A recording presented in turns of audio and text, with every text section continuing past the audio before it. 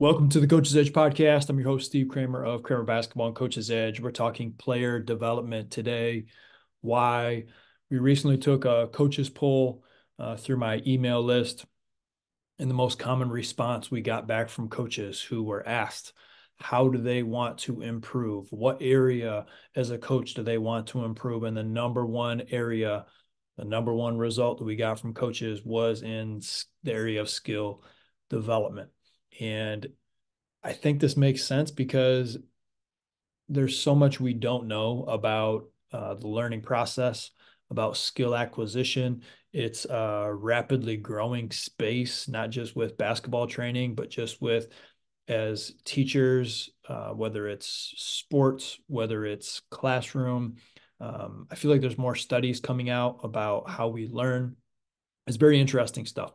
And so on this episode, I want to go over a little bit of a presentation I did, as well as a chart. This stuff's available on our membership site, but I want to quickly go through some of those things because I know they can help you if you are a coach and you want to improve as a player. And but like this podcast is all about just teaching, sharing, learning the game. And I'm hoping that we can shed some light on how we can help improve some players. Um, this is something that I'm just really confident in, over a decade plus of being in player development, working with about 2,000 players per year, having many, just tons of players that have gone on to play college basketball, some that have even gone on to get paid to play the game, kids that have been, kind of out of nowhere and then they get a college scholarship, things like that. And even more so, just working with high school coaches and how they can improve their players. And I feel like there's been growth that we've seen with entire programs, not because I've worked with those players, but because I've worked with those coaches. So I say that very confidently, yet humbly, if that makes sense. And the reason that I say it in that way is because I'm confident I can help players get better. But I'm also humble in the area of I think there's more than one right way to do it. I understand that I have a lot to learn. Certainly, I'm not the best at what I do. I think that there's a lot of great people out there when it comes to player development. But if you were to give me a group of players and be like, man, are we going to get better in the time we spend together? Answer is 100% going to be yes. So as we think about player development, my mind oftentimes goes to the basics of what do we need to practice that happens the most in a game based on a player's individual game and responsibility. So this takes a little bit of homework as a coach for a specific team. It should be pretty easy for you. If they're your players, you know what they need in order to improve their game. If you're a basketball trainer like myself, it obviously takes a little bit more homework. For younger players, we're trying to develop an all-around game. For our older players, that's when, as a basketball trainer, especially, you have to get a little more idea of what is their role going to be on their high school team. Do they have aspirations to play college basketball or not? And then you're trying to specifically help them out, and which is really like, if I'm doing a good job, I'm really helping that coach out, just as much as that player almost. So when I think of how we work on player development and try to get players to continue to improve, I think we really want to ask ourselves, you know, where are we now? Where do we want to be? And then what's it going to take to get there? And you can get as granular as you want when you ask yourself those questions. Like, it could be ball handling. On ball handling, it could be handling ball pressure. It could be breaking down the defense.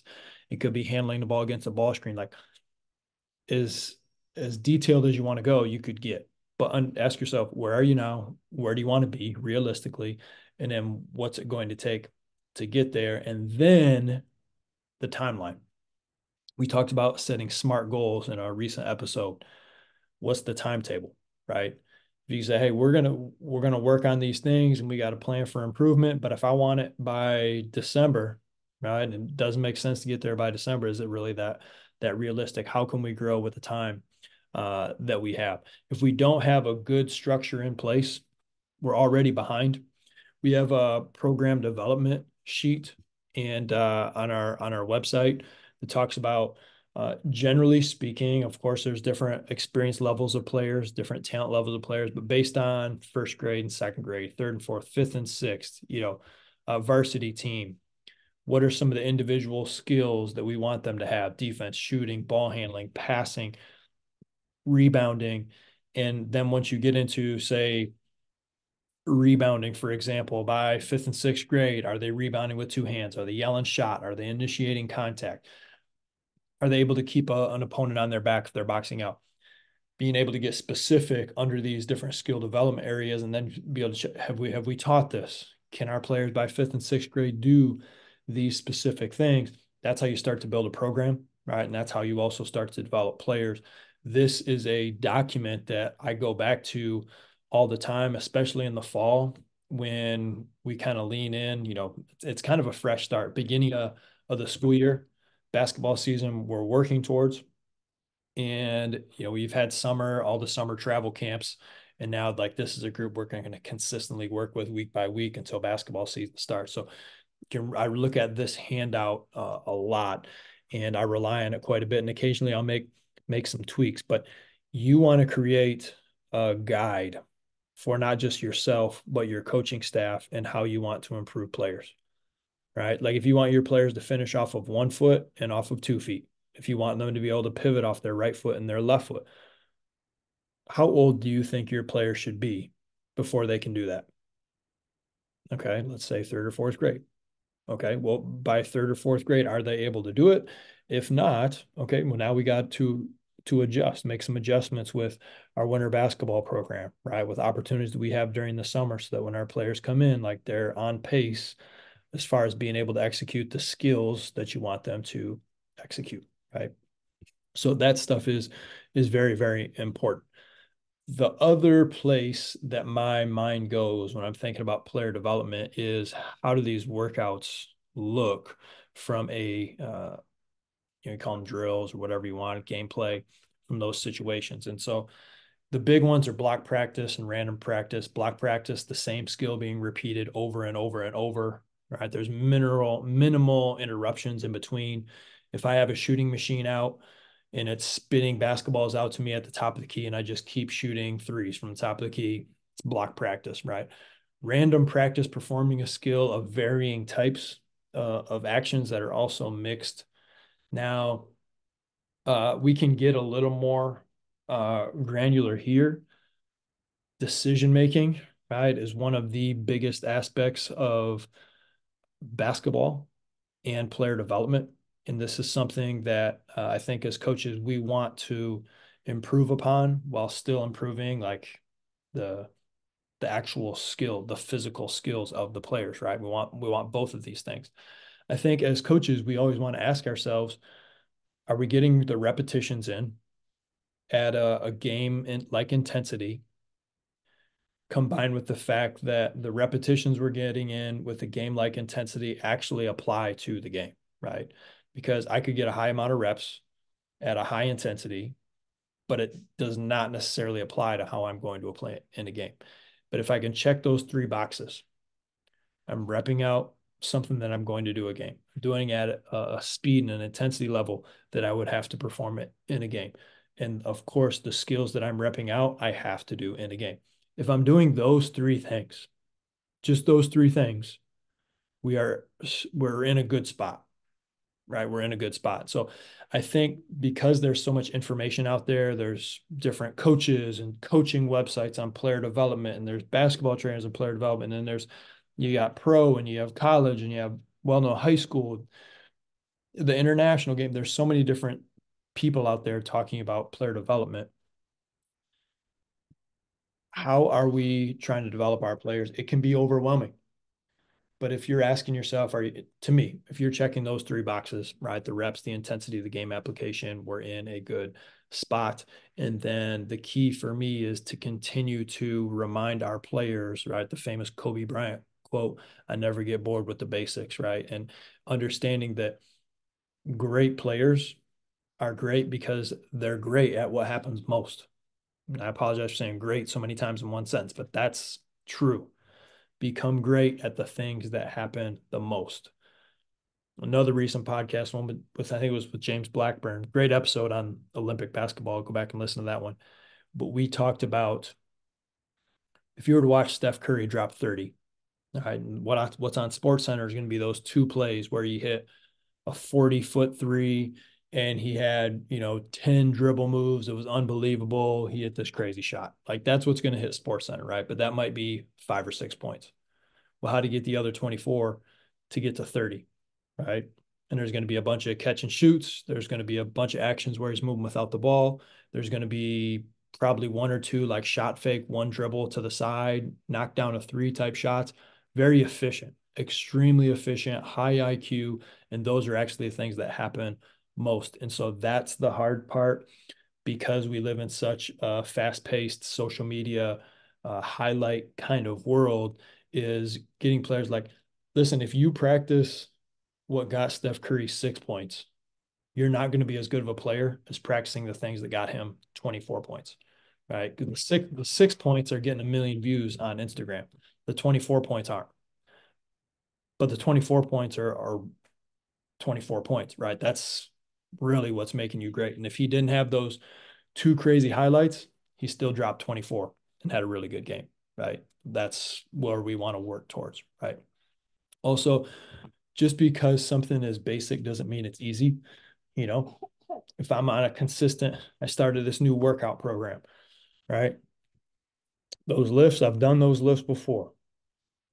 Not easy though, right? And I'm sweating, I'm sore, I'm stiff.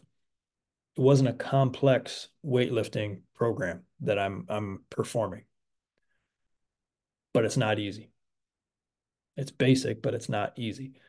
And I can get results from basic. I'm going to get sore, but I'm going to put on muscle. I'm going to feel better by the end of this 12-week strength and conditioning program that I'm doing. I'm going to be happy with the result. And we need to be able to continue to remind our players more so now than ever before, just because we live in such a digital, fast-paced age. This is where practice types become very, very important because as much as we want to remind our players of those things, which are true, we also don't want them to be so bored that they don't want to continue to work on their game. So that's where we can get creative with how we go about working on our game, right? So, an example from a workout that we did last week with our players, we had them performing a dribble tag game. We had about 15 players inside the 3-point arc. They're working on their ball handling. They're trying to knock somebody else's basketball outside of the 3-point arc. If the ball gets knocked out, they have to do 10 crossovers and then they jump back in the game. So they're working on being aggressive, protecting the basketball, attacking, creating space, getting away from the defense, using their body to protect, using their offhand. They want to jump back into the game. So to do that was 10 crossovers. So they're doing the 10 crossovers quick. There's a lot happening, right? And we did different variations of this for, I don't know, 3 to 5 minutes. Well, that's 3 to 5 minutes that we've worked on our ball handling. They had fun, right? And then we went back to our spots. And just for another 4 or 5 minutes, we got technical, right? So we just did all that stuff, like just gameplay, not really teaching a whole lot. Certainly we can give reminders here and there, which we did, but let them do their thing. Then we came back, we did some teaching, right? We talked about footwork and a wide base and ball and hand time, right? We did that. And then we jumped into variable practice, right? So we went very random situation, fun, competitive, all those things. We went over to a block drill, did that for, say, 5 minutes. We did compete out of it. So we did some stuff for time, like pound, pound, cross, right? How many can you get in 15 seconds? So it was still competitive, even though we were doing block. Then we went into multi-skill drills, right? So this would be variable practice, kind of that spot in between block practice and random practice. I would put variable. Variable is oftentimes multi-skill drills. So like a multi-skill drill, pretty simple. Like you're doing multiple things for a rep, right? So instead of spot shooting 10 threes in a row, It might be I'm taking shots from different positions around the court.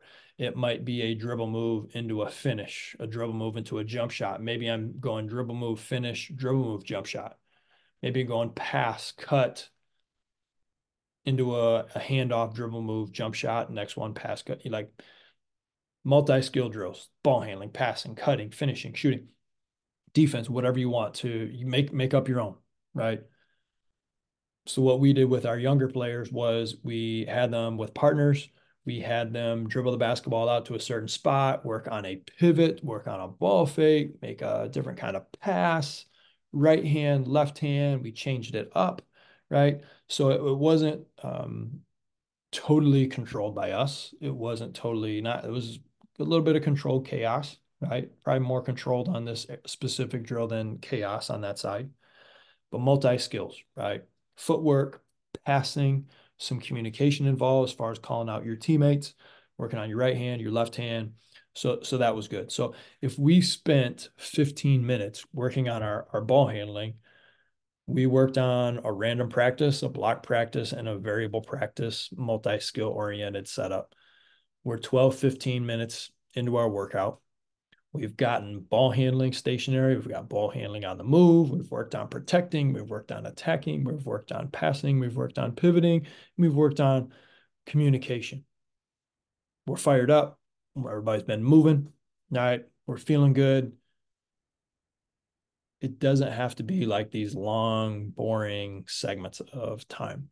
And if you're going to do block practice, which I think has a lot of value as far as like teaching some technique, I wouldn't do it for very long because it is easy to get boring. And then from the block practice aspect, it's very difficult to get that transfer from block practice into game performance. And that's the name of the game. We want game performance. So if I have an individual player, I'm doing an individual workout. We really want to focus on some technique and some shooting. I got some time to communicate with them, have some conversation, do some repetitions, really looking at it. I'm probably going to do a little bit more block. But if we have a group workout, not going to do as much block unless that's like truly the game plan for what we're going to get out of it. We're really going to mix in a bunch of these different types of instructional types, right? So just think about that as you're working. Multiplayer drills are a great example as far as you being able to work on a drive, work on a kick to a new player, work on a cut to a new spot, work on a certain type of finish. These things have a lot of value when it comes to getting multiple players moving preseason. Maybe you have a 4-player workout. You want to touch on multiple skills in a short amount of time. I hope I'm not talking too fast. I get fired up about this stuff. But those things are really, really good if you want to hit a bunch of areas in a rather short amount of time, do multi-skill drills. And then I was having a conversation with one of our Coaches Edge members not that long ago. And we talked about, even though we're doing multi-skill drills, just pick a point of emphasis. Maybe it's shot prep, right? So shot prep. We might be doing a drive, kick, swing, 4 or 5-player drill. All right. I'm really focused on shot preparation, hands, feet, everybody, getting, meeting the pass in certain situations as running through the ball onto the catch. Those things are really important for us when it comes to shot preparation. And so I'm really emphasizing that, even though there's a ton of things going on within this drill. There's passing, there's cutting, there's dribble moves, right? There's getting rebounds. What's my point of emphasis? That can be the thing that I get super, super granular on while there's 3 or 4 other skills being shown. I think that has a lot of value. Let's touch on random. Okay, so random practice, it translates to gameplay. They're a means of gaining mastery. I'm going to read from my notes. A means of gaining mastery over skill through training exercises that vary the sequence of the elements in the skill. The big one for me when we're doing random is the decision making. There's different decision making components we can add to it. The brain is working, right? You could give me a multi-skill drill. I can still shut off my brain in that, right? Meaning, if you say, hey, you're going to start in the corner, you're going to dribble up to the wing, You're going to make a pass to me. You're going to come off of a dribble handoff, right? And then we're going to come and set a ball screen. You're going to take a jump shot. Multi skills going on, right? Multiplayer. I got a teammate that I'm working with. But because I know all those steps, I know all those answers essentially, still pretty easy for me to get through for more of an advanced player. For a younger player, that could be almost like a random drill because you've overloaded their mind. Wait, one step, next step, next step. That can be difficult, right? But for a more advanced player, that's pretty easy. Now I need an outside cue, right, to help me make a decision, to take my mind to another place. Now, there are a couple fun ways that we've done some of these. Like we've done a math ball handling. All right, so say we really want to work on ball handling a specific dribble move. It could be pound, pound between legs. Well, that's block, right? What if I add math problems to it? So you're going pound, pound between, and I ask you questions as far as, 3 times 3, 4 times 12. Who knows, right? That's a random aspect. You don't know what I'm going to ask you, right? You're working on your pound, pound between. You don't know what I'm going to ask you. Your brain has gone to another place. We'll do a mirror drill. A mirror drill. Say I have the basketball and you have a basketball and we're facing each other. You can do whatever you want handling the ball. I have to try to mirror it or copy it. Pound between legs, behind the back. You're working in front of me, working on a bunch of dribble moves. I'm just trying to mirror you. Same move, same speed. I'm doing my best there, right? Then we switch. That'd be random for the person who's trying to follow, right? And that would be variable for the person who's doing it. There's not a decision they're making if they're in the lead, right? But the skills that they're working on as far as between legs, behind the back, a crossover, in and out, a jab step, those are all changing, right hand, left hand. So that's a good way to get the mind activated. And especially for our varsity level players who can be like, yeah, they're pretty good high school players. You give them multiple skills, you give them all the answers, they're going to have it down, they're going to do it pretty easily. Adding a component that is random, that's a good one, right? So think, how can we now apply this into specific games? Because doing the math problem and shouting out a math, a solution to a math problem, you're not going to do that in a game, although of course you're doing math, time and score and fouls and all that stuff. But what if I want to make it apply a little bit more to the game? Think about it. Situation, read, decision, act, right? So there's a situation happening out on the court. I'm reading that situation. And while I'm reading that situation, I then decide, okay, here's what I'm going to do. I'm going to pass to the guy on the left wing. And then I pass to the guy in the left wing. Before I passed to the guy in the left wing, I had to read the situation, right? There was a situation given, which was out of my control. I had to read the situation. I had to make a decision, and then I had to act, right? Situation, read, decision, all before I just passed the basketball to the left. Now think, or you could do a drill and say, hey, pass to the left wing, cut through, screen opposite corner. You've taken the random out of it, right? So you can you can practice a lot of the same things, add the randomized component to it. This is obviously how you go about this really depends on the players, right? I could squish a certain player. If I say, hey, like pass here, cut, figure it out. You got this option. If you need some help, that this option, and they're just going to be like have a panic attack, right? That's what coaching is, right? Can you guide a player and put them in a position to be successful, excuse me, without overwhelming them, right? You think like when I was in education, at least, they talked about the zone of proximal development, right? And so there's like this area in this growth chart, right? And below the zone of proximal development, it's too easy. Players aren't getting anything out of it. Above that zone, it's too difficult. Players aren't getting anything out of it.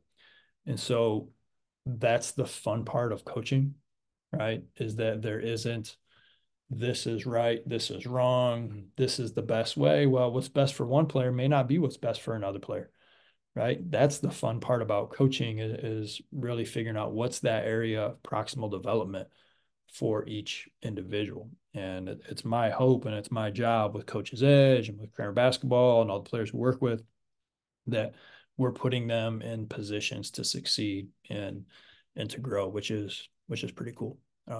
So think about those things as you're working on working out towards a season. Now, one thing that I did want to touch on was the random aspect can be something that really doesn't have that much to do with basketball, or it could have everything to do with an actual basketball game. Those areas of random play I call game-based drills. They're based on game situations and require a decision to be made. So that's the decision, the situation, the read, the decision, the action, right? So if you go into coachesedge.coach, click on the closeout series. Click on the closeout series. Click on the help side video series. Click on the transition video series. Those are all small-sided games. They're random, right? You give a little bit of structure in the beginning, and then the players play. And then through those repetitions, you can coach them up a little more individually, which is a lot of fun. You also get an idea of, okay, this player, when they're working on the closeout and they're getting a hard closeout from the right, they're not confident going to the left. When they get that same closeout on the other side of the court, they're ripping, they're driving left, they're finishing at a high clip. So I can see based on game-based drill, but a random situation, when this certain situation comes up, they never drive left. I got to ask myself, do we need that player to get better at going left? Okay. So now I can go back and I can simplify some things. I can explain it. Does that work? Okay. This player just explaining it doesn't work. They understand, but their skills aren't up to the point where in a live game situation, they feel comfortable enough ripping and driving left off a hard closeout to the right. So what do? We've explained it. Okay. We're on the same page. We want to get better in this area. Roger that. So okay, so we can work on more repetitions block. That'll help us work on our technique, and that will help build the confidence, right? It'll also help build the repetition, which goes into the technique and the confidence, right? So we've done that. Okay, now let's make it a little more game situation. So yes, we're working on that rip to the left, and maybe it's a stride stop finish that you want them to work on. Maybe you're adding even moves to the stride stop finish.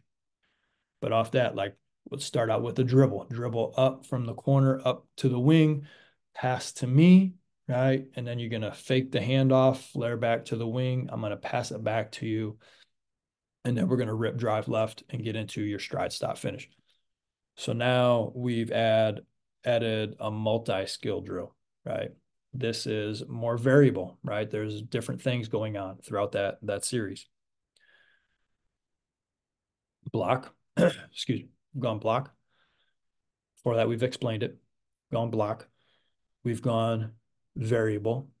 Now let's start to mix in some more guided reps as far as pushing them into a situation. Get a body out there, get them to feel that rip to the left, right? And now can we add a little randomization where it's this choice or that choice, right? So we can rip and drive left, and I give them a read, stride stop, power up finish, or stride stop, get into a donut, and then come back and finish over the middle. Maybe that's what it is. Maybe it's working on that rip left, but every once in a while I jump it, so they have to work on coming back to the right. All examples of building back up into, okay, now let's do that closeout series, right, again, and see if they're a little bit more comfortable ripping and driving left in a game situation. We've added more reps. We've obviously talked about it, made sure we understand the situation, right? We can do it in multi-skill situations.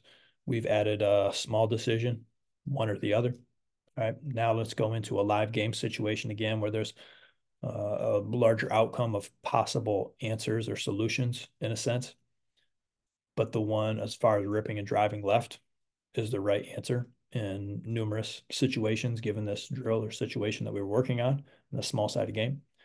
And then are they doing that a little bit more? That's growth. All right, that's growth. That's what we want. I was talking to one of the coaches that we had. She was a college intern that we had, and she was writing a paper this semester about her experience as our intern last semester. And she was writing in her paper about the growth that she saw working one semester with some of our youth players and how much they improved from coming in a January and leaving in a May, and their ability to be coached, to go right hand, left hand, to be able to perform better in a game, and her kind of being in on that whole 5 month process of working with this crew of players, about 15 kids that she worked with consistently. It's pretty cool to see. This stuff does work. But it can't just be like, well, this was the 3-on-0 drill we did when I was a younger player, so that's what we're going to do now. That's not. There's more. We've come a long way since then, and in 5 or 10 years, I hope that I can re-listen to this podcast or video, be like, man, you're way off in some of these areas. Like, that's good, but what you're doing now is way, way better. So as coaches, we're always trying to fine tune. That's one thing I love about our Coaches Edge membership is the conversations that we've had continuing to grow. Like we just got a new member from Canada. We've been emailing a little bit back and forth.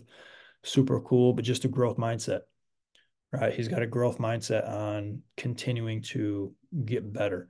And like that's who we have in our membership. That's the type of person I try to be, learn from our members, learn from our other Coaches Edge contributors. And it's win-win for all of us. So as you think about player development, are you working on what happens most? Are you getting those repetitions in at a game-like intensity? All right, they obviously apply to the game. We're in good shape. Like you're on the right path. And then take some of the things that I've talked about for this past, I don't know how long I've been talking, and that's going to level up your player development with your team, with your kids, like multiple steps and levels. Like I would save this podcast and re-listen to it in like a month, right? And there might be another nugget that sticks out to you. Not because this is the greatest, podcast out there. It's not. But because there's so many small takeaways that even I'll go back and listen and be like, oh, I gotta make sure I'm doing that a little bit more. This program development chart that says first and second grade, third and fourth grade, fifth and sixth grade, seventh and eighth grade, ninth and 10th grade, right? JV, varsity. And then it breaks down defensive skills, shooting skills, ball hand skills, passing skills, rebounding skills, and then some team offense aspects. I didn't put all the team defense aspects in there because there's probably more diversity as far as that goes than anything else in the game, like how different teams play defense. So that's one area that I didn't put on there. But if you think about as a coach, like what are some of the things that we're all trying to get better at? Player development, shooting, ball handling, passing, all those different things go a really long way. So thank you for listening to the Coach's Edge podcast. Certainly appreciate you. If you have any questions, our coachesedge.coach membership is live. So go to coachesedge.coach, hit the link in the description below. You can jump into our membership. We are hoping to plan on having 10 new members, accepting 10 new members into Coach's Edge before basketball season begins. That's about a month and a half, but we're really trying to shoot for the 10 these next couple weeks so that we can take this group, put it in with the group of Coach's Edge members that we have already, and then really kind of work through together preparing for the season. And what I mean by that is, yes, we'll have multiple Zoom calls coming up over the next month and a half that all our Coaches Edge members get invited to. But coaches, I'll get an email from me every single week with some of the big things that can help them as far as resources, videos, feedback from other coaches that I think would be beneficial. And I email that to you every week so that you can really take some of these resources and some of these thoughts, apply them to your team as you prepare for the season. That combined with some of our group coaching calls, and then the fact that, like, if you want to get on a Zoom call with me and have me help you out, I'm more than happy to do that. This is a big part of what I do during the winter, during it's kind of my down season with the player development piece, is my in season as far as consulting with coaches. And that's what coachesedge.coach is all about. So jump into membership. And if you have any questions, reach out, contact@kramerbasketball.com. Thanks for listening. Get after it today.